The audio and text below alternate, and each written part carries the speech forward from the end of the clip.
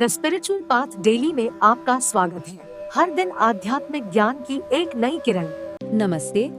अच्छा, कभी सोचा है कि मन को साधना क्या ये सिर्फ शांत बैठने तक ही है या इससे भी कहीं ज्यादा कुछ है? आज हम एक ऐसी ही पुरानी तिब्बती कला की गहराई में उतरने वाले हैं जो सिर्फ एक टेक्निक नहीं बल्कि अंदर से बदलने का एक पूरा रास्ता है। तो चलिए शुरू करते हैं इस बड़े ही दिलचस्प ख्याल से। सभी घटनाओं को सपनों की तरह समझें। ये लाइन हमें बताती है कि आज की हमारी यात्रा सिर्फ दिमागी शांति तक नहीं बल्कि इससे कई आगे असलियत के गहरे सच को समझने की ओर जाएगी। अक्सर हम तिब्बती प्रैक्टिसेस के बारे में सुनते हैं तो उन्हें अलग अलग टेक्निक्स की तरह देखते हैं, है ना? लेकिन आज हम इन्हें एक जुड़े हुए, एक के बाद एक आने वाले रास्ते के रूप में समझेंगे। एक ऐसी अंदरूनी यात्रा जो हमें स्टेप बाय स्टेप ट्रांसफॉर्मेशन की ओर ले जाती है। तो ये जो हमारी यात्रा है ये 3 हिस्सों में बटी होगी। सबसे पहले हम दिल को साधेंगे, फिर अपनी भीतरी एनर्जी को जगाएंगे और आखिर में मन के असली स्वभाव को पहचानेंगे। तो चलिए अपनी यात्रा का पहला पड़ाव शुरू करते हैं, दिल को करुणा से भरना।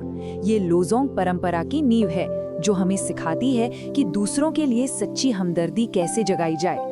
देखिए, लोजोंग का सीधा सा मतलब है मन की ट्रेनिंग।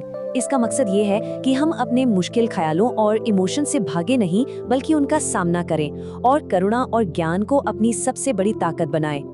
और इस पूरी ट्रेनिंग का जो दिल है वो है बोधिचित्त को जगाना। इसे आप एक जागा हुआ दिल भी कह सकते हैं।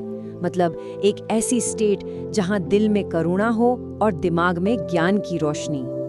और मजे की बात यह है कि बोधिचित्त के 2 पहलू हैं। एक है रिलेटिव बोधिचित्त जो हमारे रोज के कामों में हमारी करुणा में दिखता है, और दूसरा है एब्सोल्यूट बोधिचित्त, वो गहरी समझ जो हमें चीजों को उनके असली रूप में देखने में मदद करती है।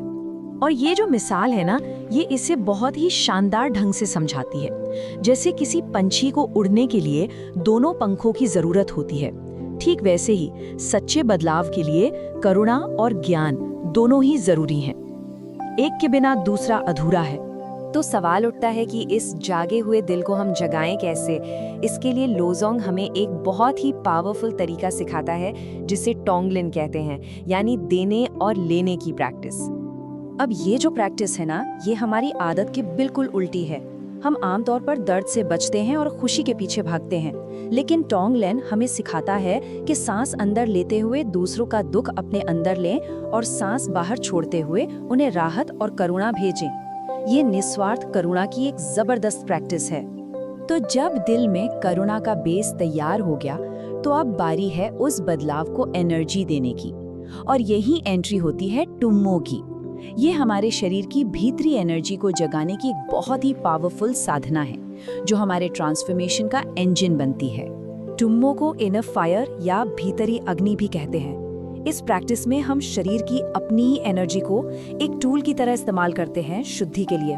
और ये सिर्फ कल्पना नहीं है बल्कि एक गहरा शारीरिक और मानसिक अनुभव है।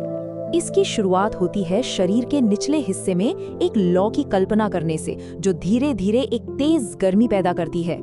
इसके बाद इस एनर्जी को अपनी रीढ़ की हड्डी के साथ ऊपर की तरफ भेजा जाता है, जो शरीर के सारे एनर्जी सेंटर्स को एक्टिव कर देती है। और आखिर में इस जबरदस्त एनर्जी को पूरे शरीर में फैला दिया जाता है, जो मन और शरीर को अंदर से साफ करती है, बिल्कुल एक आग की तरह।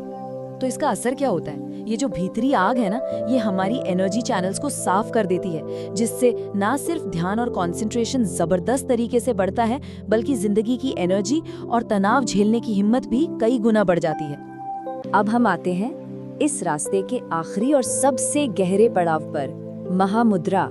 ये मन के असली स्वभाव को पहचानने की वो स्टेट है, एक ऐसा मन जो खुले आसमान की तरह बड़ा और बेअंत है।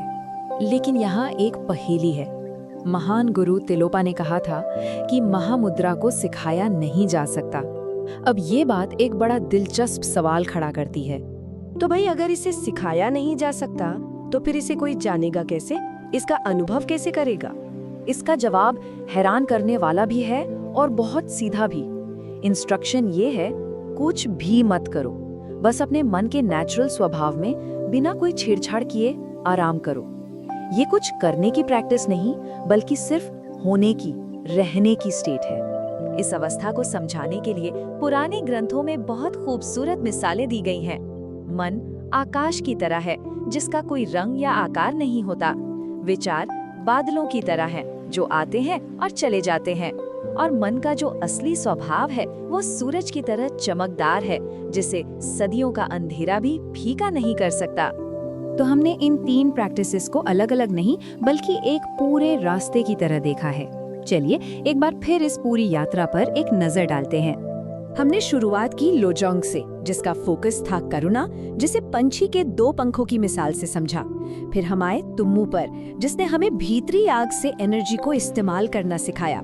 और आखिर में महामुद्रा ने हमें आकाश जैसे मन यानी असली ज्ञान से मिलवाया। और ये पूरी यात्रा हमें एक आखिरी गहरे सवाल पर लाकर छोड़ देती है।